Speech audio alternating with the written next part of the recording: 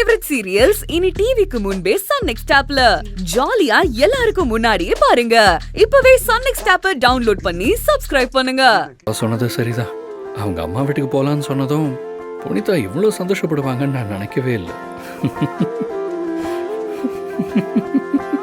இப்ப எதுக்கு சிரிக்கிறீங்க? இல்ல, இந்த பெண்களுக்கெல்லாம் அவங்க அம்மா வீட்டுக்கு போலான்னு சொன்னதும் எங்க இருந்துதான் அவ்வளோ சிரிப்பு வருதுன்னே தெரியல. ஏன் மேடம், நான் உங்களை அவ்வளோ கொடுமைப்படுத்திட்டேன்னா என்ன? என்னோட டெடி பேர் எப்படி என்ன கொடுமைப்படுத்தும்? இது என்னோட செல்லம். உங்களோட வீட்டுக்கு போலான்னு சொன்னதுக்கு அப்புறம் தான் என்னோட செல்ல பேர் என்னன்னு எனக்கே தெரியுதுன்னா பாத்துக்கோங்களேன்.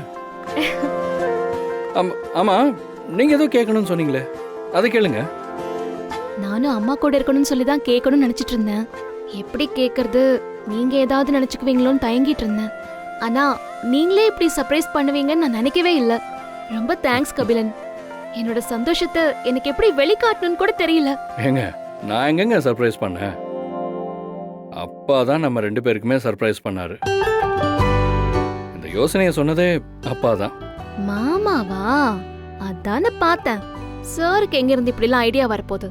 ஓ, அப்போ எனக்கெல்லாம் ஐடியா வராதுன்னு சொல்ல வரீங்க, அப்படிதானே? ஏங்க, உங்களை அம்மா வீட்டுக்கே அனுப்பாத கொடூரமான வில்லனா நானு? சும்மா சொன்னேன் கபிலன். தேங்க்ஸ். எதுக்குங்க இத்தனை தேங்க்ஸ்? இதை எப்படிடா உங்ககிட்ட கேக்குறதுன்னு நான் எவ்வளவு யோசிச்சிருப்பேன் தெரியுமா? ஏங்க, உங்க அம்மா வீட்டுக்கு போறதுக்கு என்கிட்ட கேக்குறதுக்கு எதுக்குங்க அவ்வளவு தயக்கம்? இல்ல கபிலன், இது நேத்து என் மனசுக்குள்ள தோணுன உணர்வு இப்ப வரைக்கும் அதான் இருக்கு. ஏதோ ஒண்ணு அம்மாவை சுத்தி தப்பா இருக்குன்னு எனக்கு தோணிட்டே இருக்கு. இனிமே நான் அம்மா பக்கத்துல இருந்தா நான் அவங்கள நல்லா பாத்துப்பேன்ல, அதான்.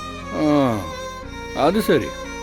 அப்பாவும் நானும் உங்களை பாத்துப்பாங்கன்னு உங்க வீட்டுக்கு அனுப்பிச்சா நீங்க அங்க போய் உங்க அம்மாவை பாத்துக்கணும்னு நினைக்கிறீங்களா?